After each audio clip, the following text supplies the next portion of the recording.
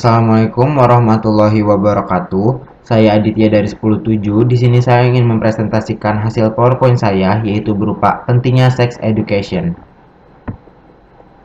Pendidikan seks adalah suatu informasi mengenai persoalan seksualitas manusia yang jelas dan benar. Informasi itu meliputi proses terjadinya pembuahan, kehamilan sampai kelahiran, tingkah laku seksual, hubungan seksual dan aspek-aspek kesehatan, kejiwaan dan kemasyarakatan.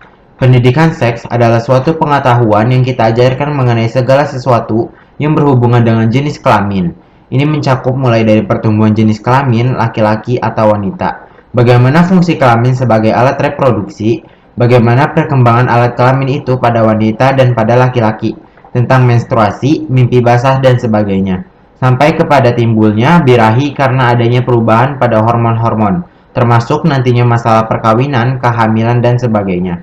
Pendidikan seks atau pendidikan mengenai kesehatan reproduksi atau yang lebih trennya sex education sudah seharusnya diberikan kepada anak-anak yang sudah beranjak dewasa atau remaja, baik meliputi pendidikan formal maupun informal. Ini penting untuk mencegah biasanya pendidikan seks maupun pengetahuan tentang kesehatan reproduksi di kalangan remaja. Beberapa hal pentingnya pendidikan seks bagi remaja.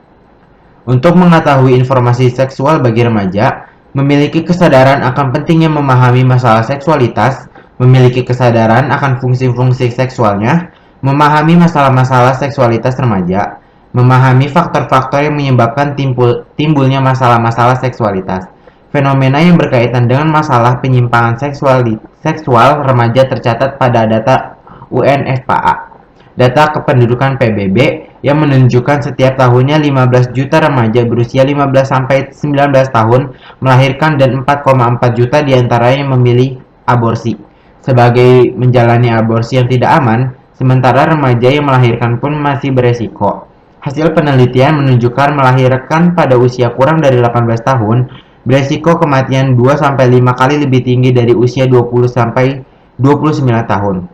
Aktivitas seksual remaja merambah ke masalah lain yaitu 100 juta tertular penyakit kelamin. Secara global, 40% dari kasus HIV atau AIDS terjadi pada usia 15 hingga 24 tahun. Ini berarti tiap hari ada 7.000 remaja terinfeksi HIV. Penyimpangan seksual di kalangan remaja, dalam hal ini negara-negara barat, majalah Time, Pikiran Rakyat 29 Januari 1995 memberitakan tentang gejala aborsi di negara tersebut. Berikut adalah negara-negaranya.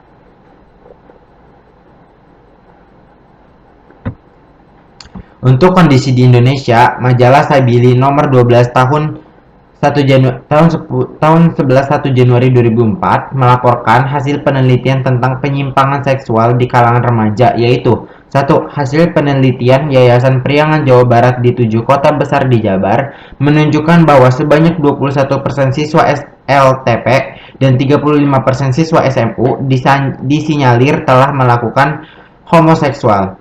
2. Hasil survei pelajar Islam Indonesia PII dengan menyebarkan angket ke 400 responden yang berusia antara 12 hingga 24 tahun yang berdomisili di berbagai kota di Jawa Barat menunjukkan 75% dan mahasiswa telah melakukan.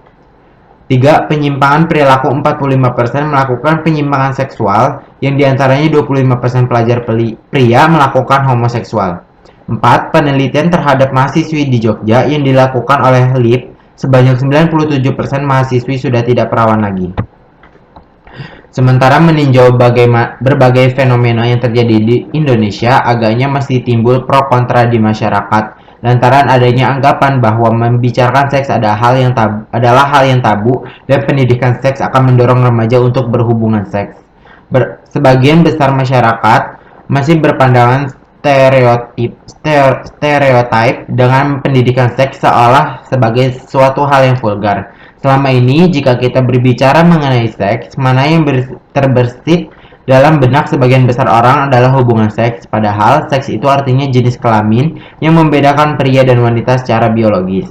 Seksualitas menyangkut ke beberapa hal antara lain dimensi biologis, yaitu berkaitan dengan organ reproduksi, cara merawat kebersihan dan kesehatan, dimensi psikologis, seksualitas berkaitan dengan identitas peran jenis, perasaan terhadap seksualitas, dan bagaimana menjalankan fungsinya sebagai makhluk seksual. Dimensi sosial berkaitan dengan bagaimana seksualitas muncul dalam relasi antar manusia serta bagaimana lingkungan berpengaruh dalam pembentukan pandangan mengenai seksualitas dan pilihan perilaku seks.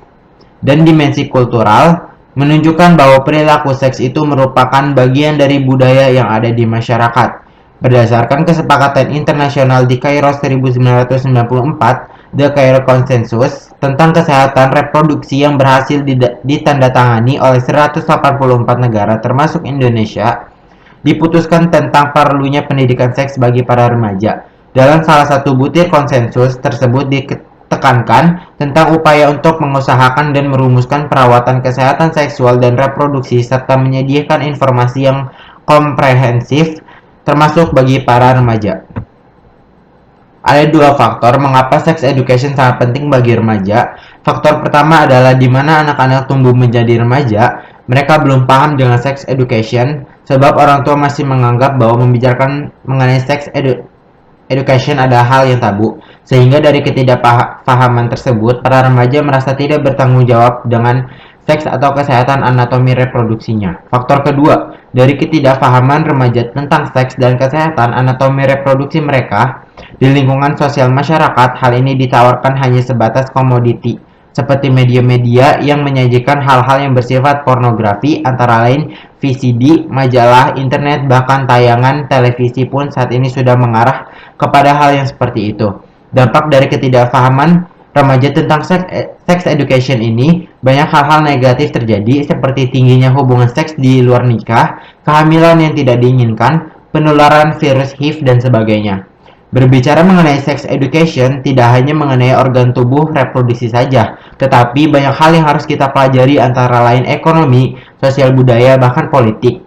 Banyaknya PSK pekerja seks komersial, di mana-mana hal ini disebabkan faktor ekonomi sehingga mereka tidak lagi bertanggung jawab terhadap organ reproduksinya dan tidak menyadari akan terjadinya penularan virus HIV dan penyakit kelamin lainnya. Dengan belajar tentang sex education, diharapkan remaja dapat menjaga organ-organ reproduksi pada tubuh mereka dan orang lain tidak boleh menyentuh organ reproduksinya, khususnya bagi remaja putri. Organ reproduksi remaja adalah hak remaja dan menjadi tanggung jawab remaja itu sendiri untuk melindungi dari hal-hal yang tidak diinginkan. Sekian dari presentasi saya. Wassalamualaikum warahmatullahi wabarakatuh.